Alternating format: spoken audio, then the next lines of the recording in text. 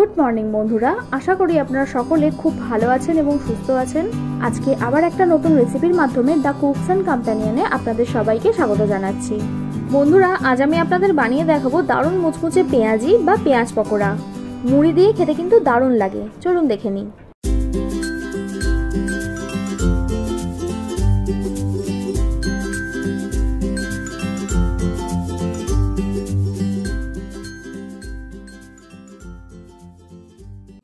পেঁয়াজি বানানোর জন্য লাগবে বড় বড় দুটো পেঁয়াজ কুচি, 15 থেকে 20টা মতো কুচি করা কারি পাতা, ঝাল অনুযায়ী কাঁচা লঙ্কা, 1 টিস্পুন রসুন কুচি,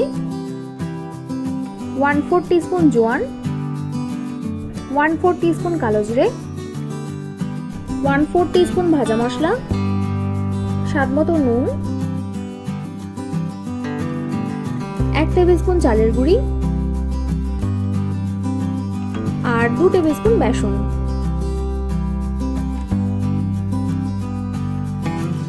এবার এটাকে শুকনো অবস্থাতেই একটু মেখে নিতে হবে।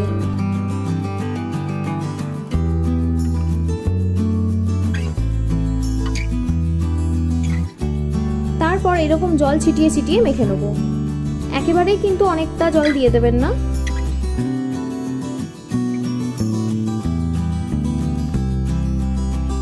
যখন দেখবেন বেসনগুলো এরকম পেঁয়াজের গায়ে লেগে গেছে, তখন আরো 2 টেবিল স্পুন বেসন দিয়ে দেবেন।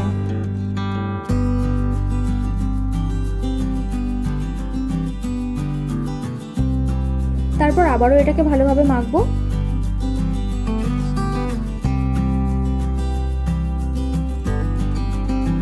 যেহেতু পেঁয়াজ থেকে বেশ অনেকটাই জল বেরায়, তাই এতে খুবই কম জল লাগে।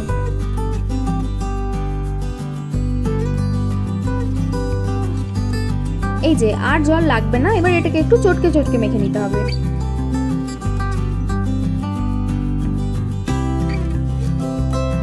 আর পেঁয়াজিতে কিন্তু বেসনটাও খুবই কম লাগে, শুধু পেঁয়াজের গায়ে গায়ে লেগে থাকবে অতটুকুই।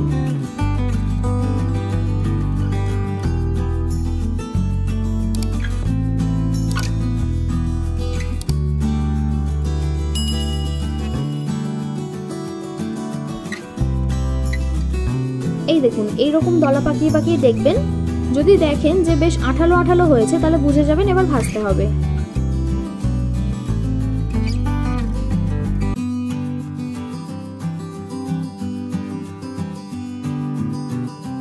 যেহেতু আমি ডুবো তেলে ভাজবো, তাই ভাজার জন্য বেশ অনেকটা পরিমাণ সাদা তেল লাগবে।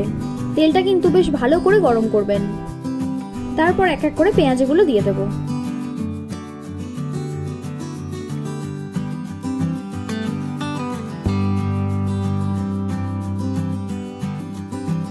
পকোড়াগুলো ভাজার সময় গ্যাসটা কিন্তু মিডিয়াম টু হাইতে রাখবেন। মিডিয়াম আছে এক একটা পিঠ ভাজা হতে সময় লাগবে 5 মিনিট।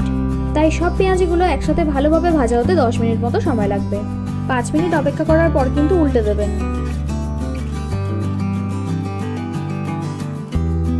তারপর শেষের দিকে ফ্লেমটা হাইতে দিয়ে একটু কড়া কড়া করে ভেজে তুলে নেব।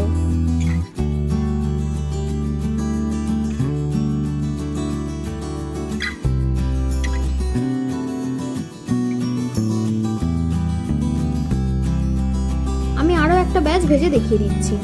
এটাও ঠিক একইভাবেই ভাজবো।